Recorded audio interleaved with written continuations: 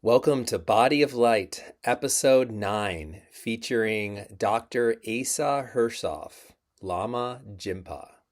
So I first discovered Lama through YouTube. He had a video of him giving a talk about rainbow body and light body at a Vajrayana conference. I was blown away by his 20-minute presentation because he talked about rainbow body and light body not just from a Vajrayana practitioner traditional standard and approach, but also from a scientific approach of what is actually required to create a light body. What's the science behind it? What's actually going on in the body? What's actually needed besides the actual practices to create a light body? So he was coming from this firsthand experience of being a practitioner of different forms of Vajrayana Buddhism. He's coming from a naturopathic doctor background, many, many years of studying naturopathic medicine, energy work, energy healing, and the science behind what is actually happening within the body, what is required to create a light body form, specifically around the five elements. He has books and cards and courses on the five elements and how they relate to not just light body, but healing and spiritual development and overall well-being. So it was a very wonderful, unique experience to talk to someone like Lama Jinpa, Asa Hershoff. I really appreciate how straightforward, direct, one can say blunt he is with how he speaks, how he delivers information and his thoughts and opinions and knowledge. I'm still at this point really focused on, can Western people engaged in Western modern affairs living in the Western world attain a light body, create a light body, achieve rainbow body? Can people in the Western world engage in Western affairs embody the same characteristics, attributes, qualities as enlightened beings, as masters who attain rainbow body and light body? Can you and I reach to that same level of embodiment as the ascended masters, as the masters of light body? Is that possible? And if yes, how? So that was a big focus here. We also talk about tukdam. What is tukdam? Is it the same as rainbow body or different? Does everyone have a light body? How does one create their own light body? We even talk about if animals have and can create a light body and dissolve into light.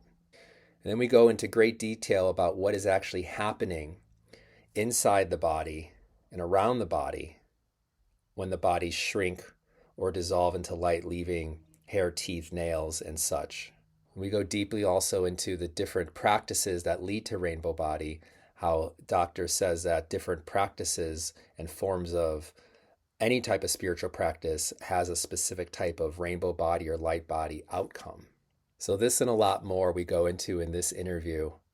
So please enjoy Lama Jinpa, Dr. Asa Hershoff. Well, great to meet you, Doctor. Thank you so much for being here. Nice to meet you. You've been on the top of my list on people that I needed to have for this project, so I really appreciate you taking the time. Well, that's nice to hear. I'm not Yeah, sure why, but it's nice to hear. I respect and value your approach, having such vast experience and knowledge in the Vajrayana world and with rainbow body knowledge, or you could Yeah. say teachings, and then also the scientific naturopathic world that you come from. For some reason, I'm fortunate in that those very disparate, you could say, disciplines came together, including, of course, my love of art, because I designed all these cards. Oh, I you love did? graphic design. I was supposed to go into art, but somehow the uh, 4 decades and then some in natural medicine and the lust for knowledge and information and the crazy travels and so on all have come together to make sense and have just naturally, my way of coming to understanding is probably similar to anybody's creative process. You do as much research and investigation and practice and experience as you can. Then you have to just be patient, let that percolate I call the crucible of the soul, and then see what percolates. You're sort of trusting inner wisdom mind, higher mind, hopefully, to bring you some answers. It's Yeah. actually similar to the questions you asked me, where I find them they're unusual questions, because I said, nobody can answer these questions. Nobody knows this. Nobody can tell you this. And then I just let that percolate, and I said, oh yeah, I have some great answers. I don't know from where, but something rises up, and I do trust that. It's the same with my experience as a homeopath over these many years. Um, in the very early days, it was, gee, I got to come up with a remedy. How am I going to find Mm, something that really matches this person? And eventually you relax and you go, you know what? I know that by the end of a half hour or an hour, it'll be present. It'll be there in the room. That information will be present. So just relax and have a good dialogue and a good listening experience, and trusting. So in the same way, and especially with 3-year retreat, I learned to trust that wisdom voice and to recognize it. right. It's very clear when it's speaking. So Right. It's different reminding. than our own chattering little nonsense ego. I checked into your background and so on, and I appreciate where you're coming from and what you're bringing to the table. So it's wonderful. I mean, the prerequisite of all of this is earnestness, as one great master, Sri Nisargadatta Maharaj in Bombay, said back in the days, and he was speaking in the slums of Ketwadi in Bombay. And that he said that was the most important thing, was earnestness. Mm, So yes, a sincere desire to unfold and search out in search of the miraculous, to yeah. quote the name of a book. I'd like to jump in with that first question that I like to ask Yeah. everyone, and that is, what is the Tibetan rainbow body? Well, it's not exclusively Tibetan, of course. The Right. rainbow body is a pan-global phenomena, but in the Tibetan tradition, they've sort of let's call it the Himalayan Buddhist tradition of Vajrayana. It's certainly become more prominent, or people are more aware of that phenomena, because it was not a hidden. It's still esoteric, but that esoteric information, it was readily available. Whereas in Christianity, it's more of a secret behind the scenes somewhere, and we have an exoteric way of promoting ethics and values and meaning and a spiritual attitude, but some of these inner techniques are not freely available. They're quite hidden. So the definition: rainbow body, light body, of which there's actually, in the Tibetan tradition, there's several different styles or types of rainbow body, but it is a potential or a possibility inherent in human form, in the human mind body, whereby with certain knowledge, certain types of exercises, and summoning in certain external forces, one can actually create a secondary or even a tertiary form or body, one that is composed of higher frequency substances, such that it can not only has radically different functions, but can even survive the death of the physical body.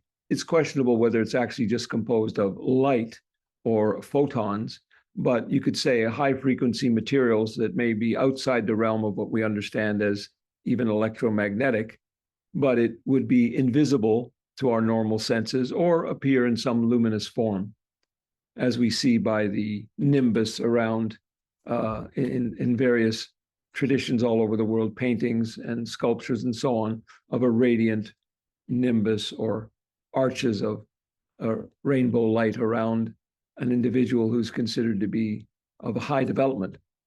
So that's what it is, basically. It's a potential that is difficult to realize. It's, in my definite opinion, it's not something that's inherent or that everybody has a light body, not at all. It's something that has to be developed, and it's a lifetime project. And many of us can at least hope to, which might be answering another question, can hope to achieve a level at which we can continue at least to develop light body in a future life, or we can incarnate. And I had written a blog not too long ago that might be a little bit controversial, but I do follow the Gurdjieffian model or concept is that even reincarnation is not a given. You have to, we see in nature, it doesn't make sense in nature that we're all handed this capacity on a plate. Some seeds, as it says in the Bible, some seeds fall on rock, some fall on fallow ground and can sprout. So not everyone can have that possibility to develop a light body or even to reincarnate. If nothing has developed, then there's nothing to continue. Then it will be dust to dust, ashes to ashes, solar rays to solar rays, lunar to lunar. As John G. Bennett said, then a part of us is recycled, and he calls it the soul stuff pool. You imagine this vast pool of soul stuff that can be put together to create a human being that can incarnate as a human being. Whether that perpetuates depends very much on how much one can develop. So light body formation is also a way to assure or to work towards actual reincarnation. Otherwise, you're here today and gone tomorrow. So that's my definition. For clarification, is rainbow body and light body two different things to you? No, they're just two different terms. But Okay. in Tibetan Buddhism, there's considered you could say the lesser light body and the greater light body. I'm not quite sure what those terms mean in that tradition. It's that so much of the tradition is oral or carefully guarded with a few individuals or with the individuals who have attained, or it's unknown. Unfortunately, in many of these traditions, especially the Tibetan tradition, the idea is just do these practices and forget about it. They don't really try to understand it. Or if you understand it, it's in the mythological or poetic or the jargon of the tradition itself. So, it's kind of a it's an echo chamber. You're answering the question with your own jargon. So it's not really an answer. So one has to make these discoveries oneself along the way, of course. And we haven't had enough time in the West to fully be able to explain the sequence and the process in our own unique modern language or understandings, psycho-spiritual understandings of today. You mentioned there's in the Tibetan system, there's different forms of rainbow body. What are those forms, and would you consider tukdam as one of those forms? I can't really tell you about those different traditional models, what difference there is in terms of some structuring of light body. I can't tell you the difference, but you had asked the question, the difference between shrinking down phenomena and the complete disappearance phenomena, except for the hair, nails, and so on. But as far as tukdam is not the rainbow body. Tukdam is certainly a preparation. It's for those who are not familiar with it, at the time of death, great masters are left in a meditation posture.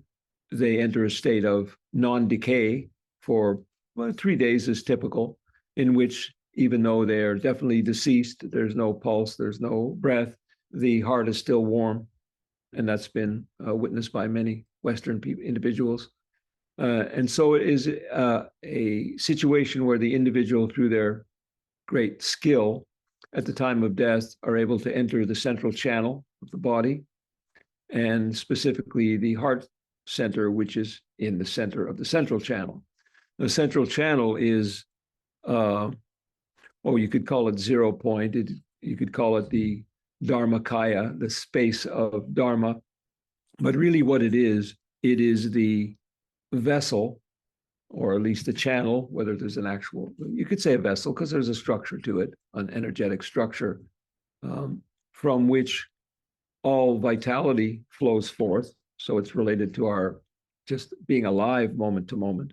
But it's also the place of our original consciousness or pure consciousness beyond object, phenomena, characteristics, etc., beyond coming, going, etc., etc. All nomenclature cannot be applied to that. So they're existing in pure consciousness while, and this is more my take on it, while a certain process of transformation is taking place.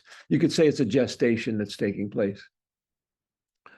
People that practice yoga and different internal practices, Salung, energy practices, know that there's these things within the channels that relate to the chakras, which are called granthi or knots. Of course, nobody's tying any knots anywhere, even though in pictures you'll see these knots. Okay, it's an image. But what they are is, I call them one-way valves. They're valves in which this consciousness and this vivifying life energy, this tree of life, brings us aliveness moment by moment. And that happens through the chakras, major and minor. And so it's like electricity running down through the wires and enlivening our whole body. But there are these one-way valves so that the energy is not returning the other way. We're not meant to, during our lifetime, when I say meant to, normal biological life is designed such that you have these valves so you're not popping into your central channel. Can you imagine you're trying to do a little typing? Whoa, okay, now I'm in pure consciousness. I'm no longer, so that doesn't happen. And it's not meant to happen. Enlightenment is, a possibility of untying the knots or entering through those granthi, usually at the chakras, but you're reaching in one way or another. It sounds violent, but it is a violence in a certain way. You're breaching those knots and you're entering the central channel before death. And that's why it is often called, that you're dying while alive. That's a saying that's been used in Christianity and Judaism, you name it, in Sufism, as a way of expressing the phenomena that's happening. You're going against the grain of normal life, where you have to wait till death. But if you wait till death, that's fine too, because then the knots are open at that point. As energies do converge back into the central channel naturally, and all the work, it's kind of the fruition of all the work you've done. Now you have now the door is open, and now you can enter in with your skills and with your meditative focus, etc. And then while the individual is in tukdam, we can surmise that at that point, this structuring is taking place of a light form. And I should also say at this point, you're probably familiar with the art of Alex Gray. He's got this one triptych where it shows the body with chakras and so on, and then it's got it more with the energy streaming out, and then it's got it even more expanded. And the last one is really a torus. And I think that's extremely accurate of him, since he made these paintings long ago. There is no reason to assume that our light body is in the shape of a body. Why would you need the shape of a body when you have a light form? It's more in the form of a torus. It's a toroidal shape. And in the same way, the sun has a body, except we see it as a sphere, just because that's our perception. And I'm sure the planet itself has a body. It certainly has a body. It's moving through space in time, so it's a time body, so that our perception perceives it as a sphere, because we can't understand fourth dimensional or fifth dimensional geometry, what that would look like. So this light body is structuring, and you could say there's a completion of a lot of different, even though much of light body is accomplished while you're alive, then at death, kind of the final phases have to take place, which again can take place while you're still alive too. And then a person leaves their body while they're still alive. They turn to light because they completed that process before having to go into tukdam. And I would even say that many of the great lamas, they didn't achieve that during their life intentionally. They stayed around, and it's like the prayers that we're always doing in Buddhism of, oh, please don't enter nirvana yet. Hang around a little longer. We know you could just burst into light any second, but please, for our sake. And it's more than just their intention. I'm sure there's a whole karmic matrix of phenomena that determines when it's time for them to split. It's outside even of their control to a certain extent. There's cosmic reasons for things, right?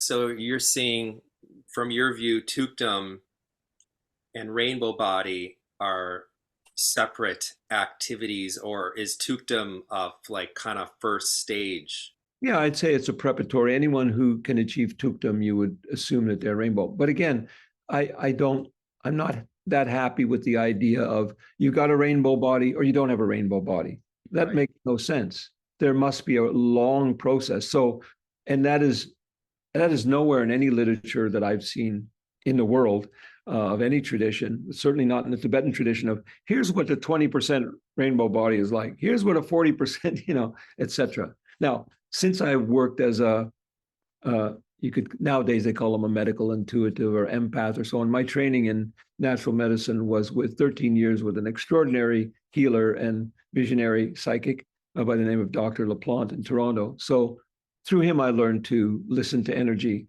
And so I have my own little monitor of what is required. And I've even written about it. I'm sure it's controversial or outrageous. What percentage light body one must have in order to reincarnate and sort of be in what they call in Buddhism a path winner or a stream winner.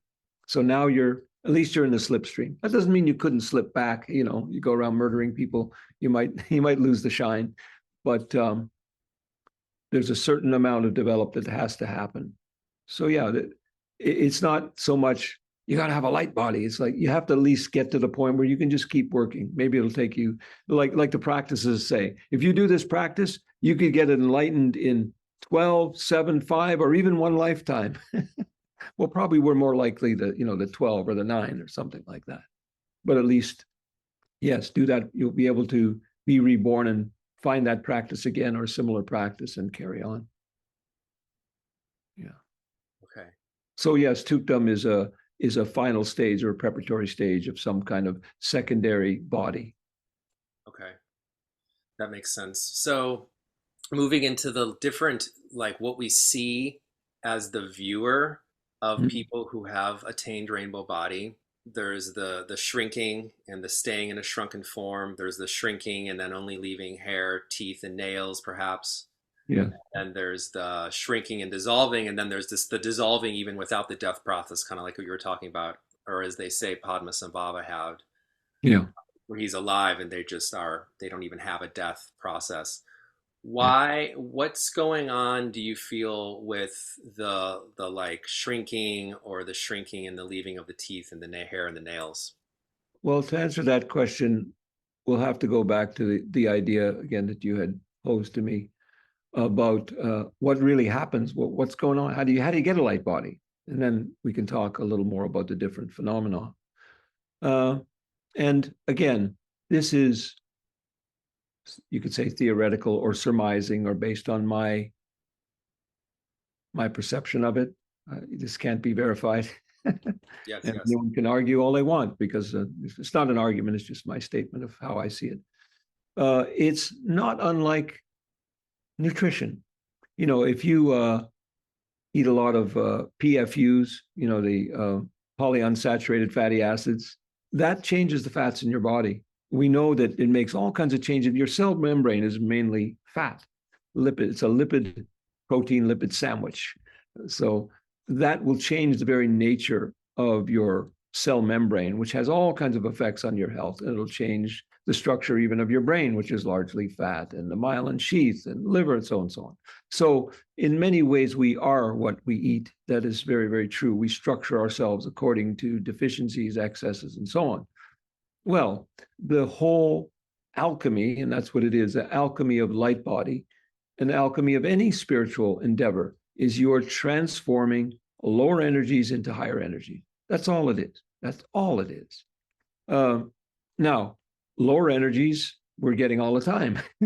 We breathe, we eat, we have impressions. These are different types of nutrition or food. Every sensory impression we have, all of our own, the ones that we generate, our emotions, our reactions, all of these are substantial. They all are a substance. They're a particular frequency, you could say. They're a particular configuration. They're both information, and wherever there's energy, there's information. So they're an information matrix and an energy matrix combined together. We normally produce only a small percentage of higher energies, and we could actually open the door to some of those by taking a drug sometimes or having sex. We'll actually experience what it's like to have that energy flowing through our body. Now, of course, medically or biologically, they could point to all kinds of endorphins and biochemical and neurological processes that relate to some state of bliss, etc. But as far as we're concerned, those cascades of chemicals are just a secondary residue to some energy that's moving through our form. So we produce small amounts of those substances, and the development spiritually, and especially in terms of light body, is to be able to create and accumulate and store and utilize those higher frequency energies, the ones that normally are very, very small supply, minute supply, because only a small amount is required for life. And if you're trying to develop oneself spiritually, you're doing something that is not required for life. The tree is just a tree, and a flower and a cow and a dog. They live out their life in a certain cycle, and they don't have the possibility. Well, not all. I wouldn't say that. I've seen some animals that are pretty tripped out that even actually attain rainbow body. Actually, normally we only produce a small amount, and that's all that's required for life. So if you're going for spiritual development, you have to develop those in the surplus, in excess, in extraordinarily large amounts compared to the average person. And you spend a lot of time doing spiritual work and using one's concentration, focus, one's mind, because consciousness is a requirement for any spiritual work. Otherwise, as they say, monkeys copy meditators and sit like this. They don't necessarily get enlightened for, a few million years, maybe eventually, because maybe even the posture can change something. But consciousness itself, having a conscious focus, is one of the great catalysts for this alchemy. You take the food you eat, you breathe a certain way, you do a certain mantra, but you have to have your consciousness and focus in there to change the chemical, let's call it a chemical bioenergetic reaction, so that you're producing higher substances. If you produce higher enough substances, then that's your nutrition. And in fact, at a certain point, you start your experiences, as we all know, people who work in a spiritual field, after a while, your perception becomes quite a bit richer. You experience life in a much deeper way, it seems. And that's not just because you're happy and enjoying yourself or whatever, but because you're actually taking in different substances than other people. You're actually taking in finer experiences. It's not just, wow, I can see that leaf. No, I'm actually receiving more information in the light and other energies that are radiating from that substance than other people. And in fact, that's why great masters blow on you. They breathe on you, right? When they're blessing, even when they're blessing an object or you, they'll blow on you, because they are now filled with higher frequencies and they can transmit higher frequencies, but they're also receiving higher frequencies through their sense fields. They hear sound differently, etc. Well, people take acid, same thing happens, right? Sound, everything is suddenly unbelievable. It's just you could call it spiritual chemistry. It's alchemy.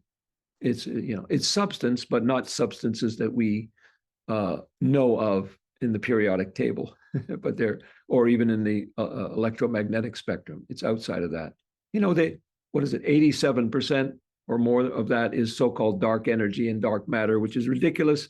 It's just a term that they use for something they can't measure. So it's dark. There's nothing dark about it. It should have been called light. So that's where some of this alchemy is taking place. In dark energy and dark matter, it's more than 80%, 7%, I think. But anyway, what we know of the physical world is a small percentage of the mass, and they can't account for what else is there. So we don't have to worry. In other words, we don't have to worry about the limitations of biology and so on, because that's a very incomplete science. So when one accumulates that kind of higher frequency, the same idea as you're eating a certain food, it's creating your cells. And what is it? They say every 7 years, everything is turned over, even cells like the brain cells. You have the same cells all your life, but all their components are turned over. So when you start turning over your cellular material and instead now you're substituting these higher frequency structures, you're eventually creating a light form. Whether we have the devices that could measure differences, I don't know. It may be that if you did, because it's not been done to my knowledge, but if you take someone of very high development and you do all very subtle, I don't know what kind of nucleotide, radioactive nucleotide tests, et cetera, you do, whether you could see, or even photonic testing, whether you would see anything of these higher range substances. I don't think we have the equipment yet to know much of anything. But in any case, those cells are turning into finer substances, subtler substances. You could say they're light, they're photonic. There's certainly a photonic component, but as I say, there's a many. It's a mistake to think there's one. Is a great error in spiritual circles of just saying there's prana or there's chi as if it's one solid block of something. Obviously not. It's a whole spectrum of different energies. And just the same as people do know that chakras run on different fuel, but our awareness runs on different fuel and our cells run on different possible fuels. And so some people, their cells, highly advanced adepts, their cells are running on some kind of jet fuel, and we're running on kerosene, by comparison. So that's what happens. That's how light forms. It is definitely said that the body disappearing into pure light and just leaving the residues of dead tissue, the hair and the nails, and the body shrinking down is based on doing different practices. That is a fact that is taught in the tradition. You do different practices, you still get a light body, but a different final effect is left over, you could say. And I can't tell you from tradition, that knowledge of what that difference is might be there in the tradition. I don't know what that is. But from my own perspective, you could say that those who shrink down, which my great teacher, Kala Rinpoche, that's what happened to him. His body became the size of an 8-year-old. And I've seen his tukdam, where he still is encased there in the golden stupa. That means that whatever was required to create his afterlife body was used, right? So if he only needed 70% or 60% that had been transformed, and the rest, then it became a shrunken down replica. Everything else was light. And it doesn't mean there's a less of a light body. It's just that that's all that was needed. And, that's the residue.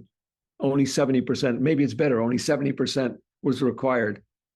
I believe myself personally, it's related to whether you're doing practices more related to deity or more practices related to pure shunyata or dzogchen mahamudra, which means pure dharmakaya. You're just going into open original consciousness.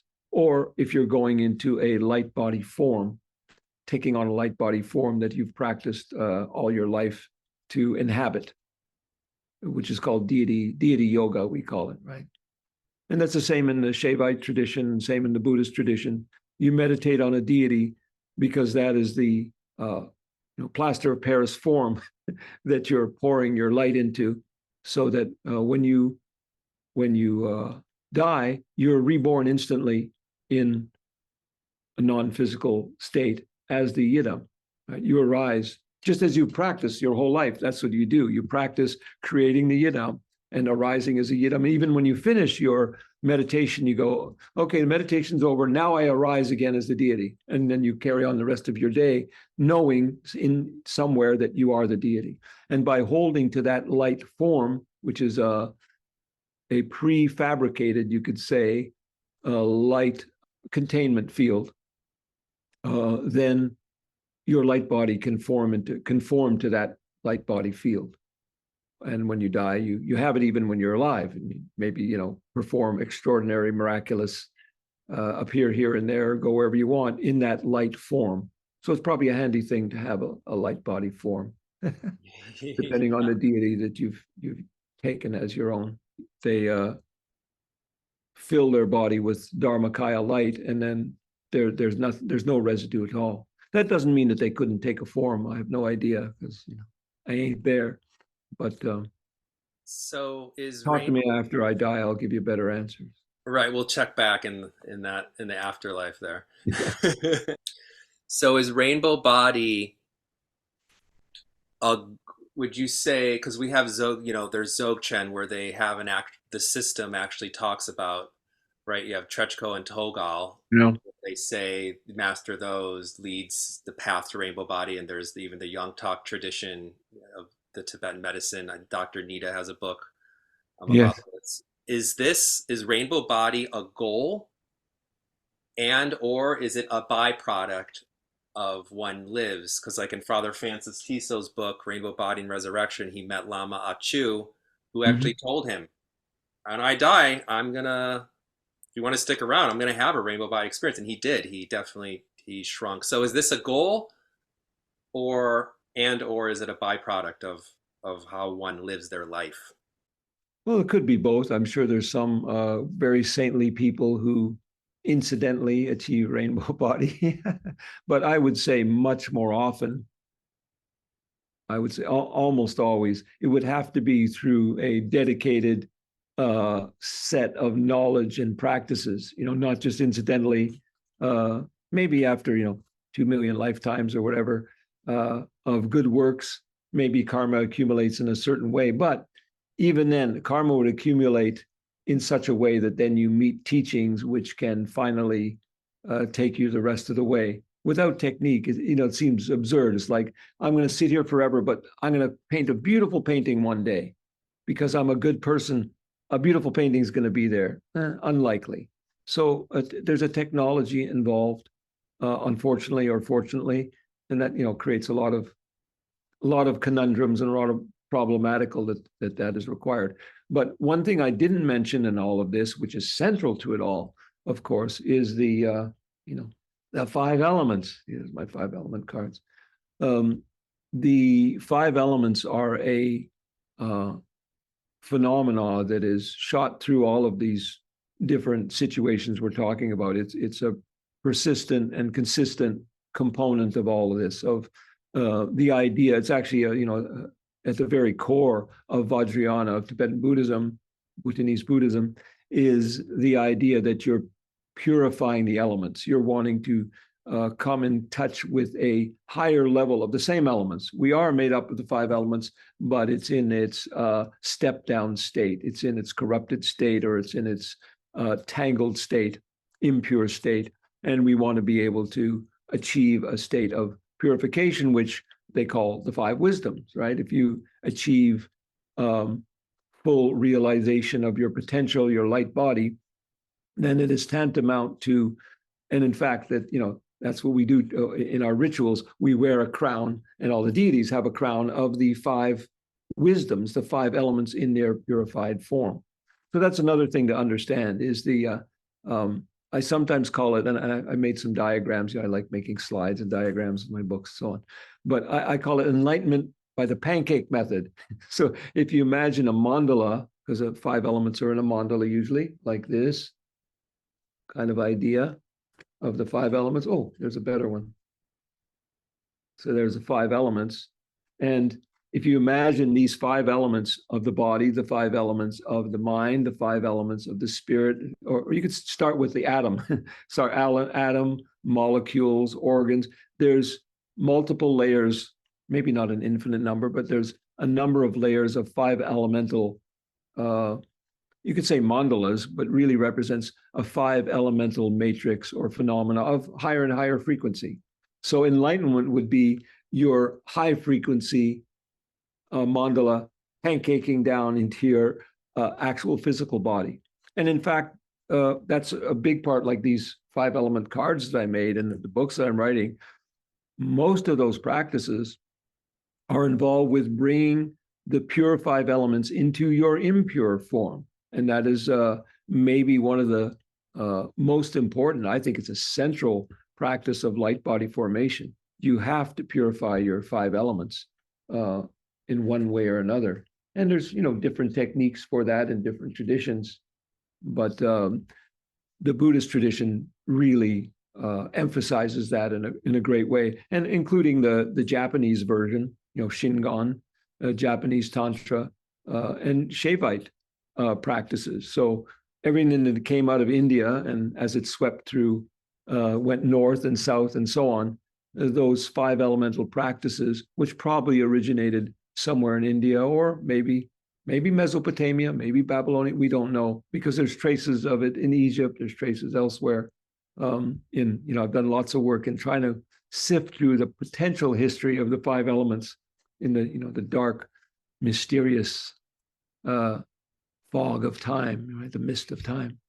But there's traces of it everywhere, but not called elements, but given the name of various deities, right? There are deities, always deities to fire and to water and so on. And we just don't know all the practices that were done in ancient Chaldea or Babylon and Assyria, etc. So these are lost to us, or maybe maybe it's still a living tradition somewhere. I haven't ran into it yet. Yeah, I'm glad you brought that up about the elements because I feel I have this theory that because the elements were made of the elements, the universe is made of the elements, everything, like you said, is layered with elements. That rainbow body, light body is where like the elements that are creating this structure are like from the inside out, we're like dissolving back into what we are, into what is. And that if humans weren't so layered down or covered with karma and beliefs and poison through food and what have you, that we would all maybe die in this way, Yeah. possibly, if we weren't so. It seems like the natural way of moving on to what is next. In this one, we're showing, as you can see, it's the mandala, but it's a mandala within a mandala, Right. right? So this sub elements within elements or sub elements. So there are, to say everything's made of the five elements, people say, well, that's ridiculous. How can everything be made of just five things? Well, actually, all of the millions of kinds of DNA are only made from five different pieces. But the idea is there are elements within elements, structured within elements and sub elements and so on. But because of that, there's a natural resonance or connection. So fire element on whatever level is also connected to all levels of fire element. So in some ways, that's our saving grace, in that our step down elements do have a direct relationship to the purest of elements on whatever cosmic sphere that might be. So purifying our elements, yes, we can actually ascend, you could say, bring our elements up to that frequency. So yeah, that's definitely part of the light body process. That's an essential part of the light body process. And even in these yogas that I don't yogas, I call them bioenergy movements that I've developed. I've kind of taken some brilliant work that's been developed in Qigong and Naidan, which is inner alchemy, that are thousands of years old, and brought in a five elemental component that doesn't exist there. In fact, of course, they have the five processes. They call them five elements, but they're actually five processes, which are quite different than the five elements in the Chinese and the Western systems. But they actually can be brought together in a beautiful way that helps to bring your elements up another level, you could say. All of these phenomena equally assist your health, your health and well-being. They're not just for some rarefied state of development or enlightenment, which is not everybody's cup of tea. That's not everybody's karma. That not everybody has to be doing that. They can use these same techniques, which you could say are light body techniques, but they're going to make you a healthier, stronger, more fulfilled, better balanced, more sane human being. Matter of fact, I think basic sanity is a requirement for enlightenment, but that's again controversial because Or maybe it is enlightenment. yeah, it is on a certain level. Yeah, Clarity, right? Like how we yeah, handle the emotional ups and downs of life. I feel like that's a form or of yes, enlightenment, yeah, especially these days. yeah, yes. Okay. This is Coming, yeah, yeah, go ahead. coming to dwell in our. Uh, I like the term, and in all my books, I use that. I've copied that shamelessly, and I make no bones about it. Gurdjieff, G.I. Gurdjieff, the great mystic from from the 40s, died in the late 40s.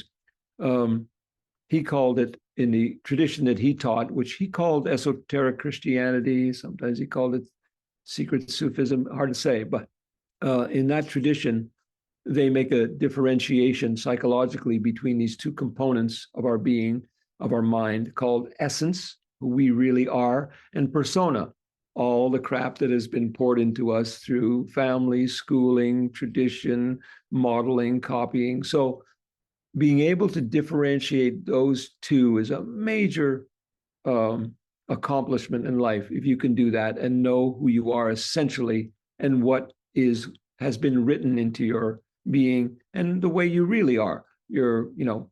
This is my height, this is the color of my eyes, these are my predispositions, this is what I'm good at, this is what I love, this is how I see things.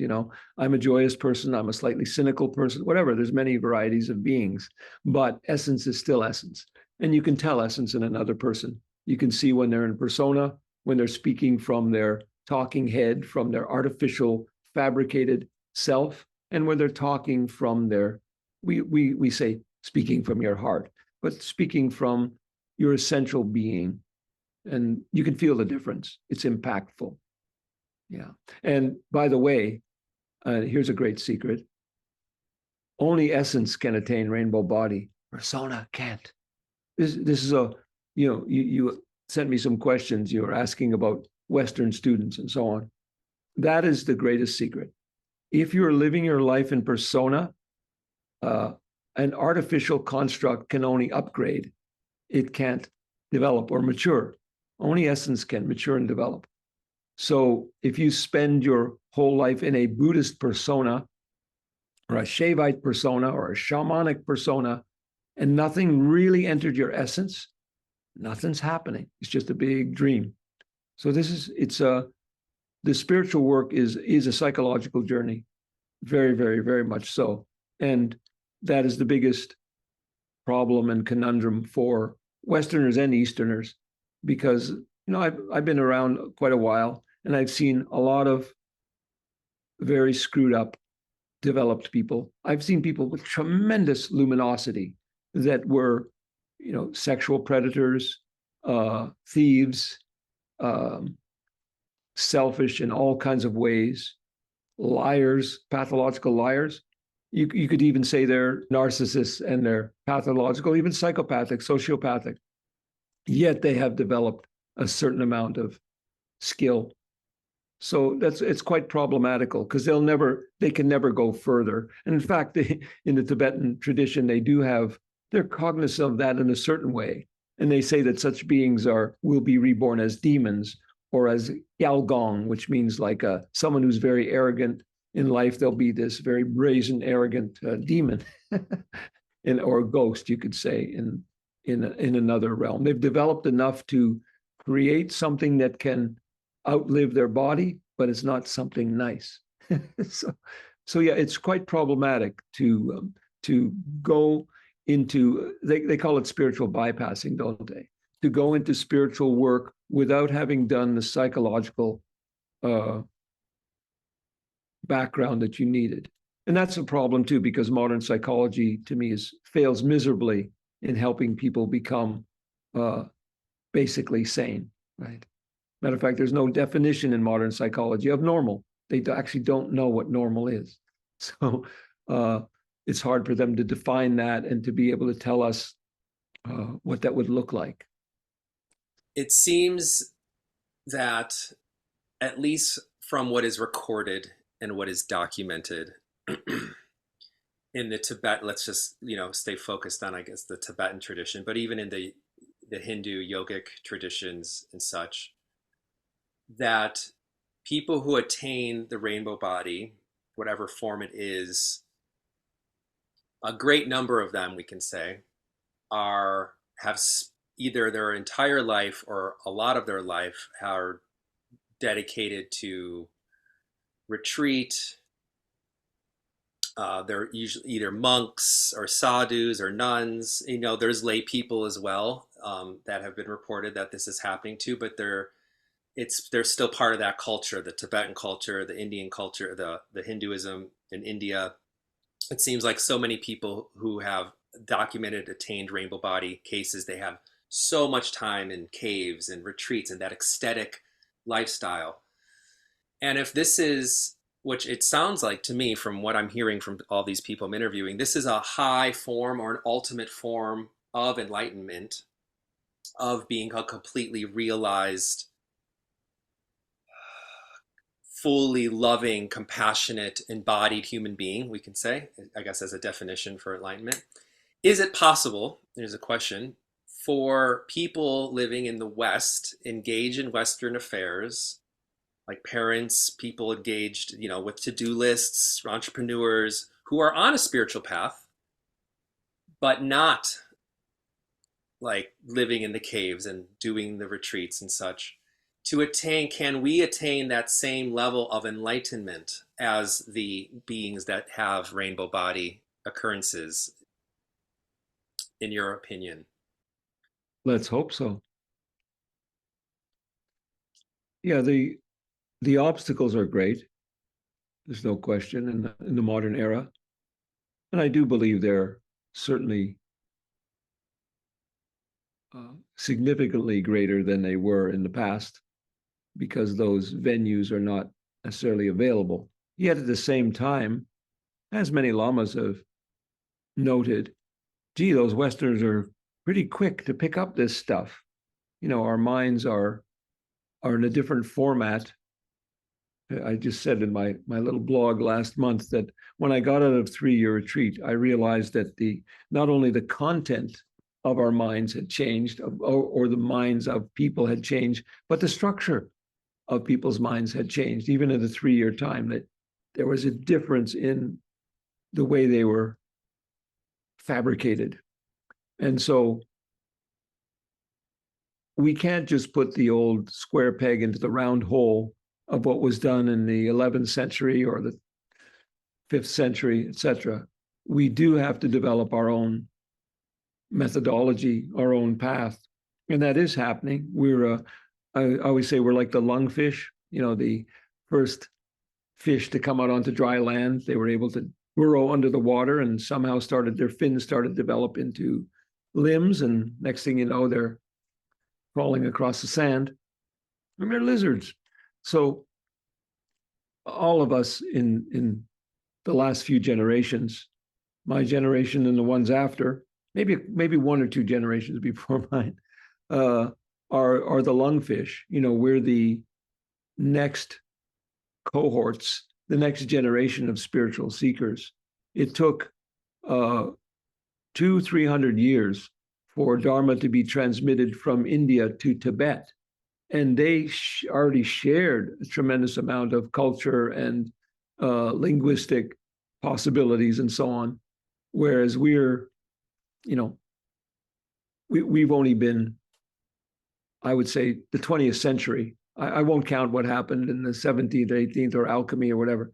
Our era, this different era that we're in, the technological era or the air element era, the era of extraordinary forms of communication, such as this one that we're on.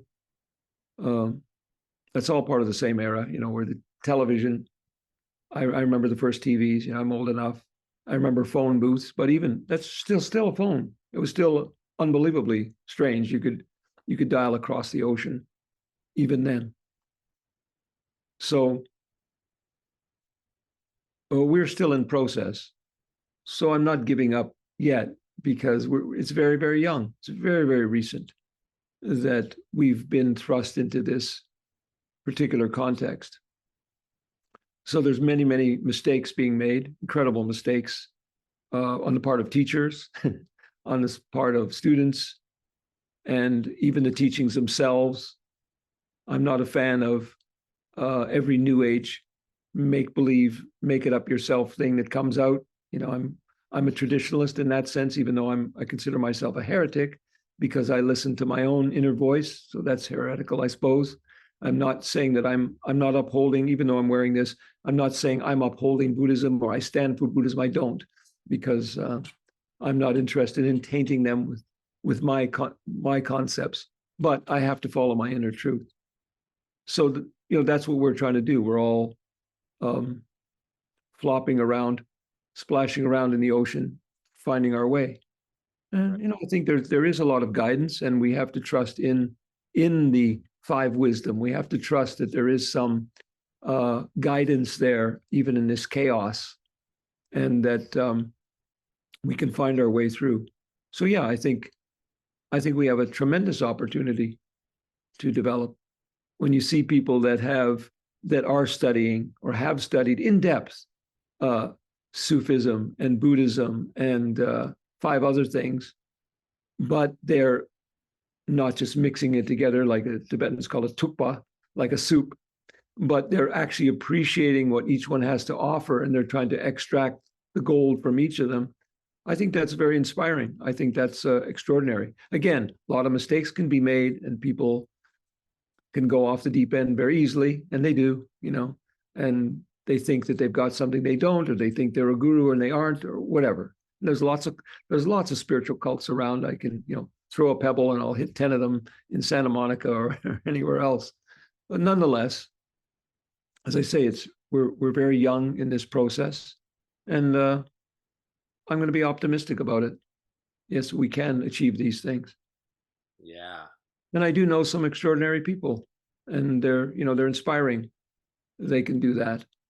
It just won't be in the same way. Yeah, and of course, I know people that are in my 3-year retreat or before me, so that they became lineage holders. They're teaching to other Buddhists and so on and so forth. I don't have any interest. I love the Buddhist technology, but I'm not trying to hold myself to the Buddhist dogma. I always say Dharma wins out over dogma. Dharma means truth.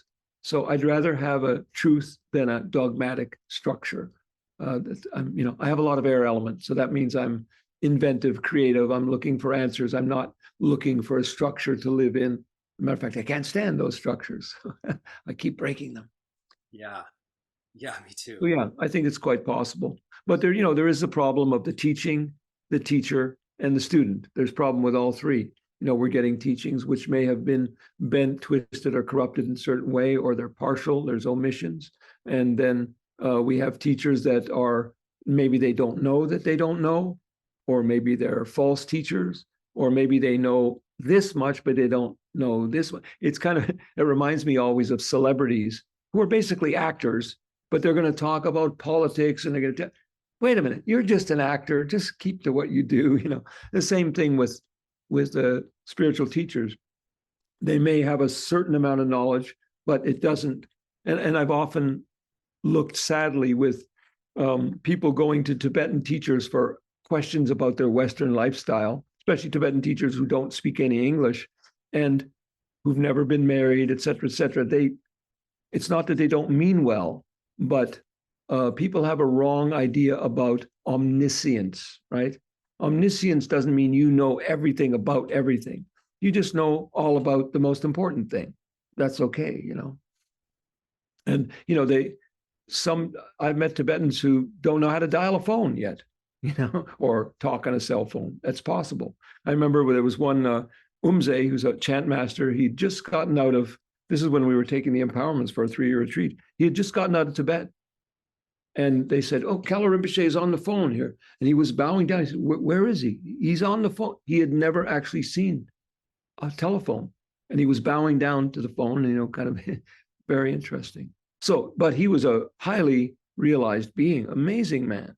So knowing the minutia of life is not necessarily the purview of an enlightened master. That's not their arena. So again, masters may know one thing, and you may have to go like famous Chompo Nalchor, the head of the lineages that I follow, the Shangpa lineage. He's said to have 500 different teachers. I'm sure he got something valuable from all of them.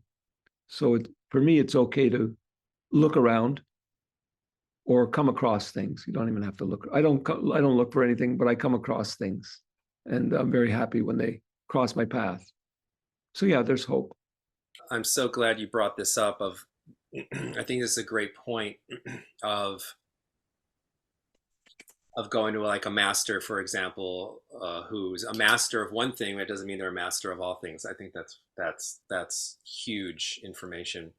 So yeah, Yes. so one reason I'm doing this documentary and talking to people like you is I'm intending to find a way, like what is our way of being um, people like me and maybe yourself who are in this Western world reality, who are on a spiritual path, who want to reach great heights or what, who want to be the most fullest alive human being that we can, go all the way is what I call it.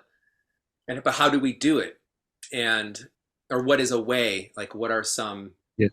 not like to create a manual or a system, but what are some like looking at some of these masters and like even like Jesus, for example, like using them as role models or using them as examples to not mimic them or copy them, but to like, oh, what did they do that worked? And then how can I embody that in my own unique way?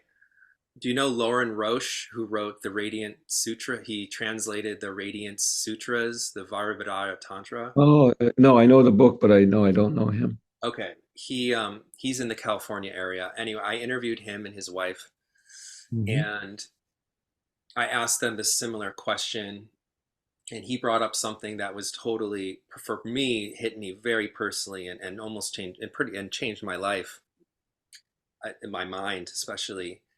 And it was around Westerners implying techniques or practices from meditation traditions, like say from Buddhism or from a yoga tradition, onto their lives, either prematurely or not with a teacher, or just taking something they read from a book or watched on YouTube and doing it, Yeah. doing whether it's a practice.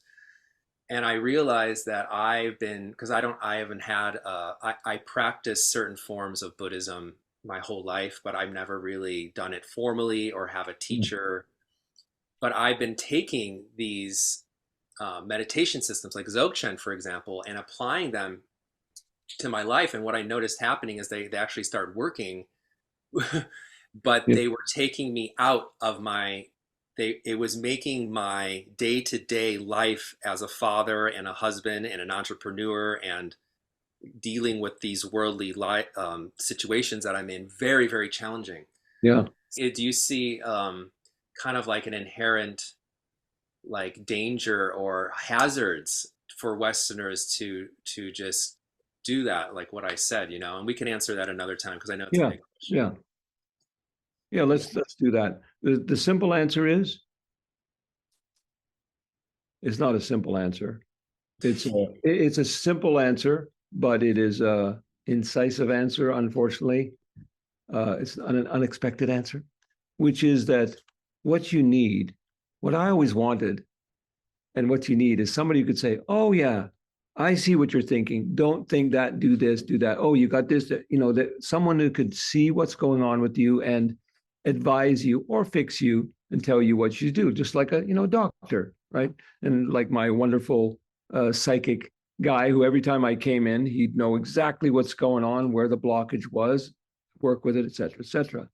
So, and again, I've written this in blogs, not that anyone paid attention, but I've written it, that if your Lama, uh, tantric master, whatever they are, Sufic master, if they are not able to perceive what you need and perceive where your obstacles are and advise you, then you have to understand that they cannot do that for you.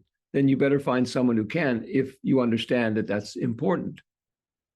And when I see patients, my whole thrust is I got to figure out what the heck's going on with them. They have a problem, they have a sickness, or they have an issue. Maybe it's psychological, but they need that solved. And I can't just, oh yeah, look up my cookbook, D for depression, take that, then I'd be an MD, right? I've got to decide what's really going on and use all my different, techniques, faculty, skills, etc. In the same way, a spiritual teacher has to have that capacity. If they cannot sense energy, if they cannot read an individual and listen to what's going on in them, then I'm not saying they're bad or anything else, but then they have no possibility to say, do this technique, do that technique, Shinrezi, etc. And then self-selecting techniques, that's just a roulette. That's a Russian roulette. Maybe it's great, maybe it's terrible, maybe that's a practice for you in 6 months, maybe not. So in my own practice, for example, I I'm not a spiritual teacher for my patients particularly, but I give them elemental meditations because I figure out what's going on. Say, oh, your main problem is water element, fire element here. Then here's a meditation for you to do. Here's a visualization for you to do. And maybe here's a mantra for you to do with it. If they're amenable, most of my patients are amenable, but I see people from all walks of life, and most of them are not Buddhists or not connected specifically to any spiritual work, but they might do some mindfulness, they might do whatever they do. So I'll give it to them and they can do it if they wish. So without that specificity, that's a huge problem. And in terms of Western students, I would say that's a major problem. In terms of light body, that's a major problem. If someone can't say, oh, your light body development is at this level, and here's what you need to do next. If someone can't say that to you, now I know traditional teachers won't say that, right? They're usually not. Though I know of instances where absolutely there is that kind of advice. There's that you could say one-to-one advising. Other teachers, they give empowerments to 6,000 people at once, and yeah, you might catch something. Maybe the blessings will come. Maybe an invisible teacher will come. I don't discount that. Some people may have disembodied teachers. I'm not one to argue, but one way or another, they have to be getting correct advice as to what to do next.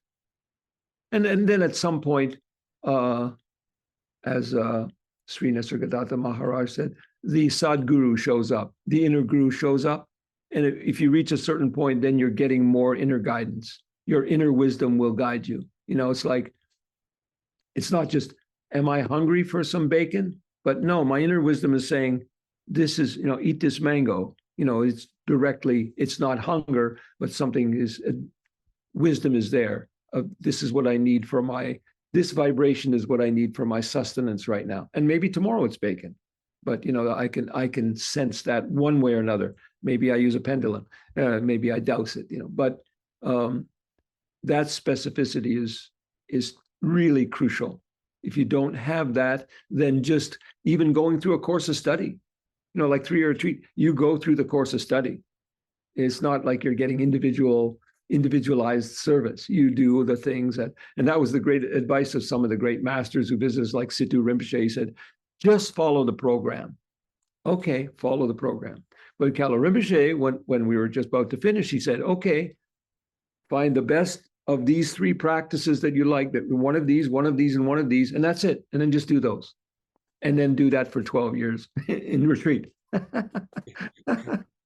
Thanks a lot. That 3-year retreat was just so you'd find out what is there. And now you pick the ones that really groove with you and do them. That's good advice. Do what you really like, what you're enjoying, what you're attracted to. That's not a bad way of managing one's practice. Yeah. So if it's something that's, difficult or painful, maybe that's not the best right now. It really should be something fairly joyous, It's still arduous, but, there's some subtle joy there. I agree.